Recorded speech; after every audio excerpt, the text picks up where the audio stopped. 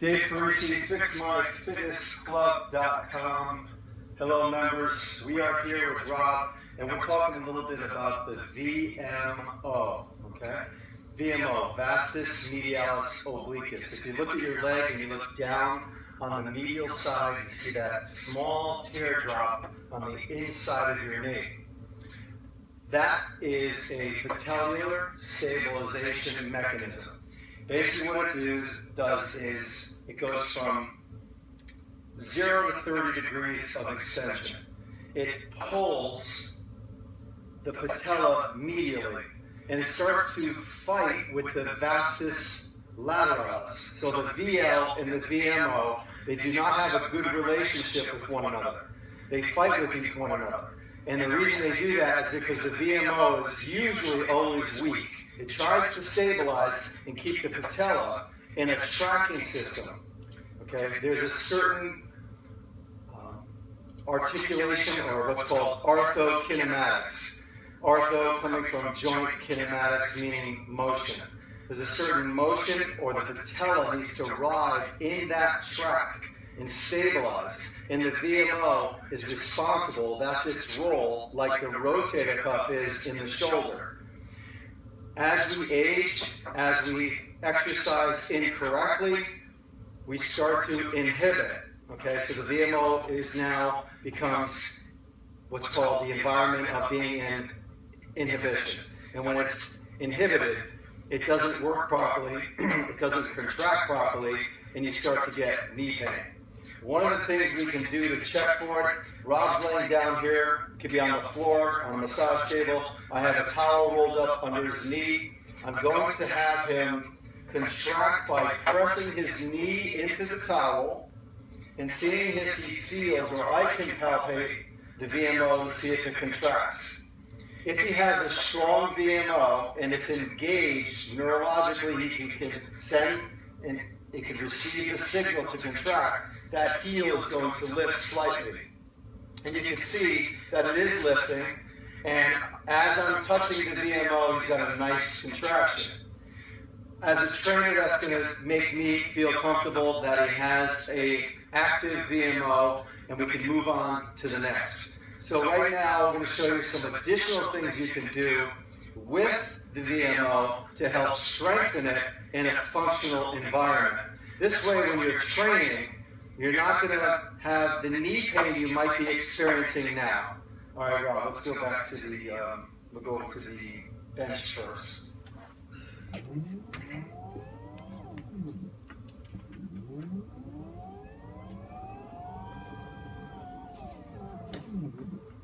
So obviously we figured out that the VMO is contracting properly. Some long-term injuries can inhibit or shut off that VMO like we discussed. So here's what we're going to do. We want to make sure that it's sitting in the patella groove properly. So some of the things that we can do to make sure that we always have strong knees. The VMO, the tendon, shears the same region as the adductor magnus. The adductor group is what brings your knees to midline. The adductors are repositioners, puts one foot in front of the other. I'm going to put this ball between his knees. And I'm going to add an adductor complex by having him squeeze as hard as he can for 10 seconds. And then release slightly so the ball doesn't drop. And then squeeze 10 seconds and release lightly. And I'll have him do 3 sets of 10. This is the first exercise I'm going to do because you can stimulate the VMO by squeezing the adductor complex via the adductor magnus, again, because it shares the same tendon attachment via the patella tendon and the tibial tuberosity. It's all down in this knee area. Again, what we're trying to do, if you have a tracking system and you have a ball in between it, that would be your kneecap, you want to make sure that it's riding and sliding as best as it can inside that track. If the vastus lateralis is too strong and too tight, it's going to pull the patella laterally, vastus lateralis. And if the VMO is weak, then the VL, if the VMO is weak, then the VL is going to win, right? It's going to win the battle. So we want to make sure that we have a muscular imbalance between the two so that the VMO is almost as strong as the vastus lateralis so it can put up with the demand. You have two opposing forces fighting with one another. And that's where most of that knee pain comes from. All right, from here, let's do the small step first. We're going to do a step down motion. So what you're going to see him do right now, he's stepping down off a step, just tapping his heel and coming back up. Want to make sure that you can see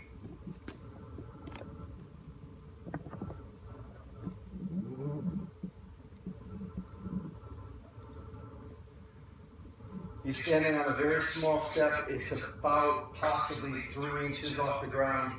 Just stepping off, tapping his heel. I want you to slow it down a little bit and concentrate, decelerate, and when you come up and accelerate, concentrate on contracting. Get your mind into that muscle and contract the VMO. Don't think quads. Just come up, tap the heel slightly, contract the VMO.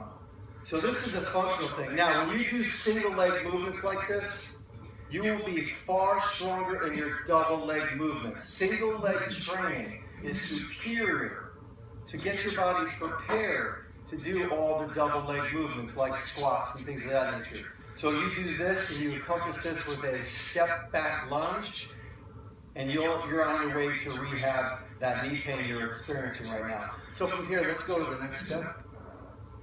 We're taking it up a couple notches. The step he's on right now is about 6 inches off the ground. Slightly tap your heel, like it's almost like you're stepping off the step and you're trying to test the water to see how cold it is. You're afraid to put your foot in. Just tap and up, tap and up, real slow. The slower you go, the better. Remember, this is therapy. Now, as far as sets and reps, let's say you did 4 sets of 10 here, right, left, right, left, right, left, right, left. And then, again, you could do 3 or 4 sets here. You're going to pick your level, but you're only going to use 4 sets as your fitness regimen for this particular exercise. So what are we trying to accomplish? Have a seat right here. We're trying to accomplish, do we have the ability to activate the VMO and strengthen it as we would a rotator cuff of the shoulder? That's the whole message behind this video. Strengthen the VMO, and you'll have, a greater chance of having less knee injury. I hope you can see this machine. This is a 3-motion machine. Now, you know what I'm going to say about this. This is what they call an ab strap. I'm laughing right now because it has nothing to do with the abs. But if you want to hang like a monkey and work your hip flexors, psoas, iliacus, and stress your lats because you have to hold your elbows depressed and shoulder blades depressed, hanging like a monkey from the bars with this around your elbows, then feel free to do so. But if you're serious about your training, you're going to use it like this. You're going to put it around one leg, right behind the knee. I'm going to walk back. I have a little bit of a load on here. I'm going to use this bar as a brace for my body, opposing it, put it on the opposite side. Right now, this is pulling my knee forward, and I have my toe into the ground as a contact point. And I'm going to pull back my knee. Now, if you look carefully, this is lower leg extension.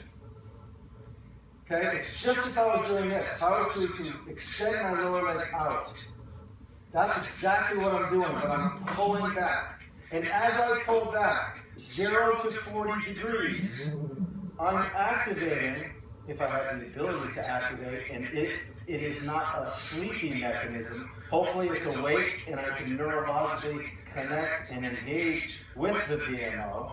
Let's say I can. I'm going to slowly squeeze, release.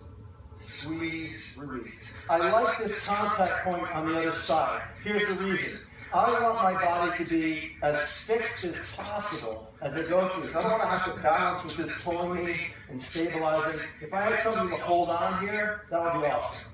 But I'm going to use this bar, and I'm going to do 4 sets, possibly 15 repetitions on each side, slow and controlled. And I am literally trying to get my mind, my brain, to connect with my VMO. Don't think quads. Now, if you have proper engagement of the VMO, I stopped doing a lot of leg exercises because I have some different hip issues going on right now and knee pain. I started doing those extensions, heavier load, solid base, and I'm building my quads like never before. I am not exaggerating.